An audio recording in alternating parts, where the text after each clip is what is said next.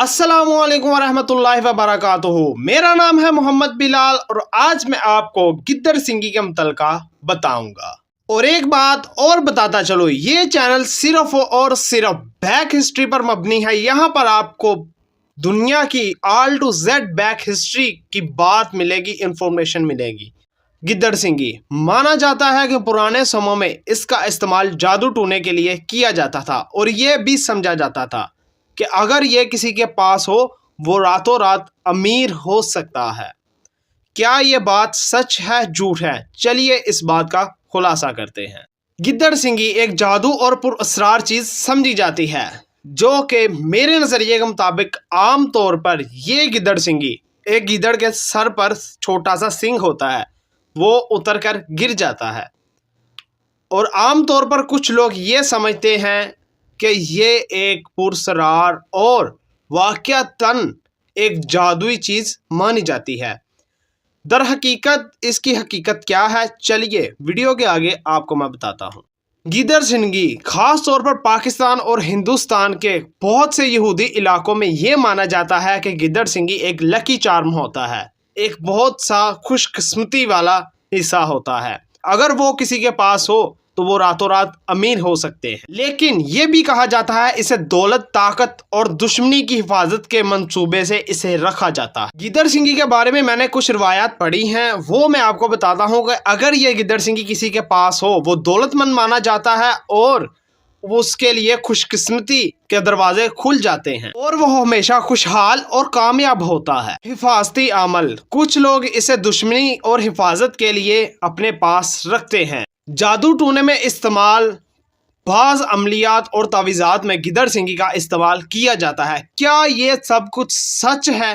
तो चलिए बताता हूँ। गिद्दड़ सिंगी की हकीकत या अफसाना जो कि साइंसदानों ने इस पर रिसर्च की है, वो अब आपको मैं बताता हूँ कि उसमें उन लोगों ने क्या बताया है। गिद्दड़ सिंगी की हकीकियात में साइंस में कोई सबूत नहीं मिलता। उन्हों के नज़दीक ये एक छोटा सा इन्फेक्शन है जो अपने आप बढ़ता रहता है। ज़्यादातर माहिरीन का ये कहना है कि ये सिर्फ तोहम परस्त कहानियाँ हैं जो कि आम पुराने लोगों से सुनी जाती हैं। अगर ये गिद्दड़ सिंगी किसी फ़कीर के पास हो, कोई इसे लेकर घूम रहा हो, क्या वो अमीर नहीं हो सकता? जो इसे बेचता है वो अमीर नहीं हो सकता? वो खुद इसे बेचते हैं। ज़्यादातर गिद्दड़ सिंगी की बड़ी से बड़ी तादाद जो कि आज लोगों के पास मौजूद है, क्या उनसे वो सब काम नहीं करवाए जा सकते? ये सब कुछ हकीकत पर मबनी है। जादू के तौर पर गिद्दड़ सिंगी का इस्तेमाल किया जाता था, मगर आज के दौर में जो साइंसदानी और साइंटिफिक रिसर्च की जा रही हैं उस पर गिद्दड़ सिंगी की कोई ऐसी अलामात नहीं मिलती कि ये किसी को नुकसान या नफ़ा पहुंचाने की ताकत रखती है। या हो सकता है कि ये सब कुछ कहानियां ओरिजिनल हो और सही पर मबनी हो, गिद्दड़ सिंगी का इस्तेमाल किया जाता रहा हो और गिद्दड़ सिंगी ऐसी पुरअसरार चीज़ भी मानी जाती हो।